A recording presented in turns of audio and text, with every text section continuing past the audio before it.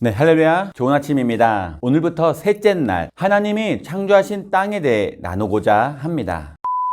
하나님께서 천지창조 셋째 날에는 천하의 모든 물이 한 곳으로 모이고 육지가 드러나게 하셨습니다. 그 결과로 5대양 6대주가 형성되고 육지에는 각종 열매 맺는 나무와 풀이 생겨나게 되었습니다. 그렇다면 육지와 각종 식물은 우리에게 어떤 것을 상징하고 있을까요? 네, 셋째 날의 창조는 우리가 예수 그리스도의 빛을 받고 하늘이 마음속에 들어온 다음의 삶을 말합니다. 즉, 우리가 구원을 받고 믿음으로 인생을 살아갈 때 하나님께 우리에게 놀라운 섭리와 역사를 베풀어 주신다는 것을 비유적으로 설명하는 것입니다. 물론 뒤엎인 지구는 혼돈 속에 있었습니다. 땅이 보이지 않고 출렁이는 물결만 있었습니다. 그 혼돈 가운데서 하나님께서 천하의 물이 한 곳으로 모이고 육지가 드러나라고 말씀하시자 물과 육지가 순식간에 갈라졌습니다. 새로운 질서가 만들어진 것입니다. 물은 물대로 모이고 한 곳으로 땅이 드러나니 각종 열매 맺는 나무와 풀이 나기 시작했습니다. 오늘날 지구상에는 약 50만 종의 식물들이 있고 매년 5천여 종의 식물이 새롭게 발견된다고 합니다. 하나님께서 이 땅에 헤아릴 수 없이 수많은 종류의 풀과 나무가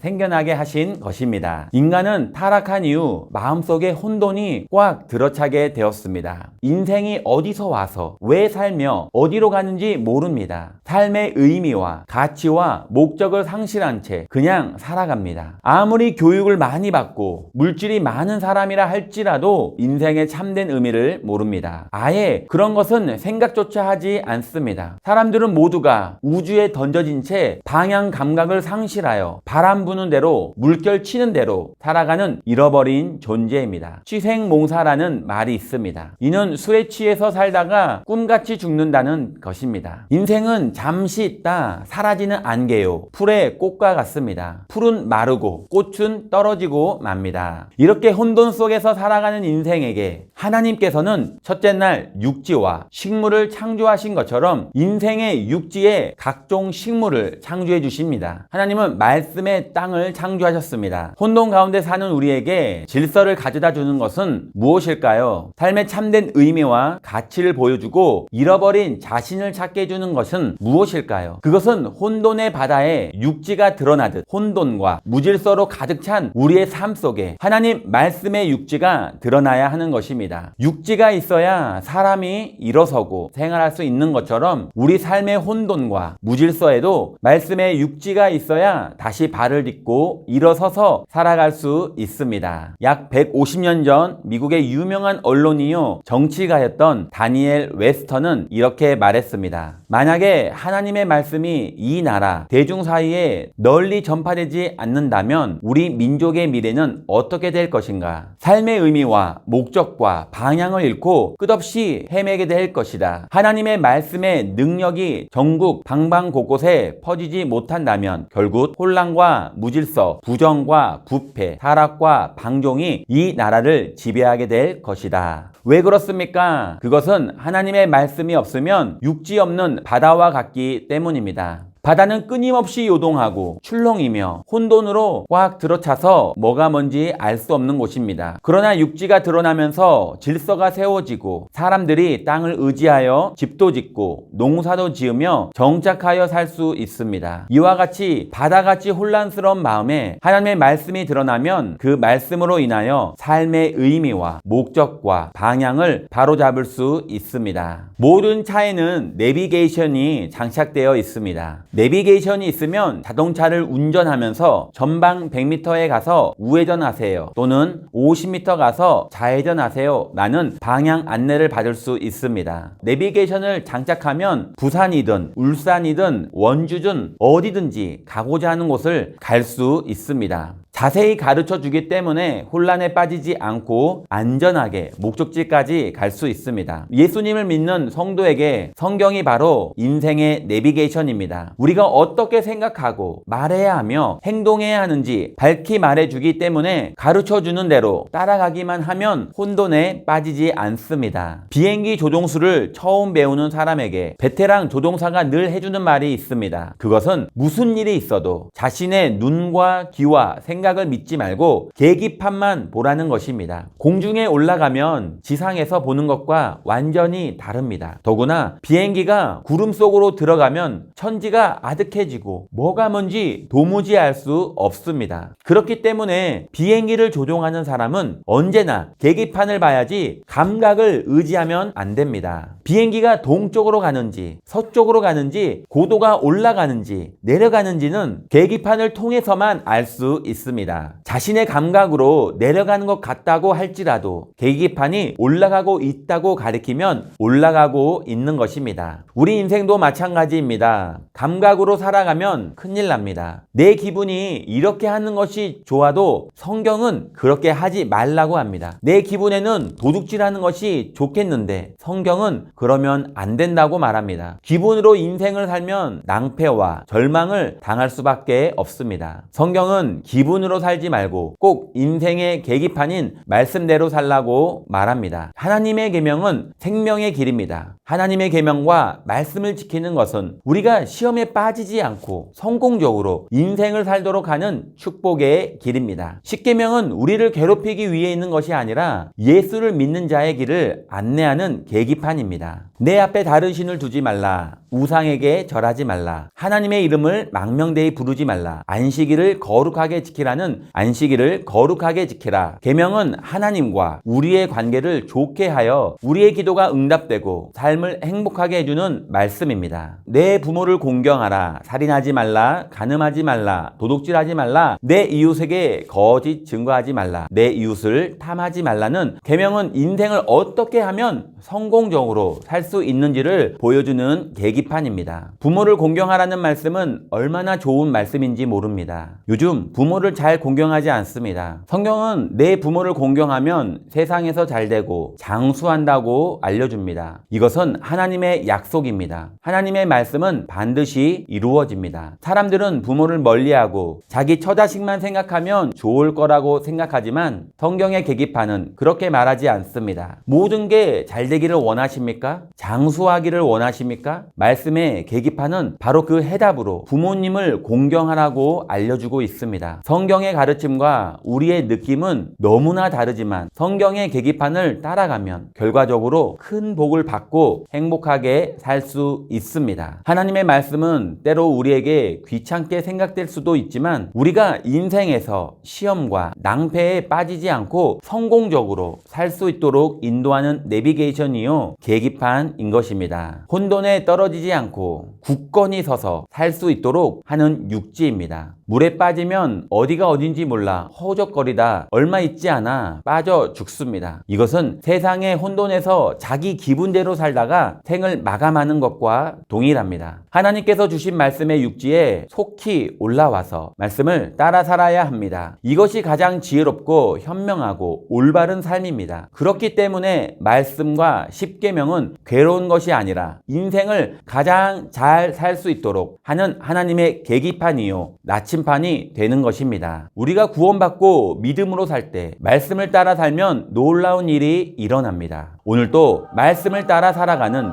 승리하는 복된 하루 되시기를 예수님의 이름으로 기도합니다.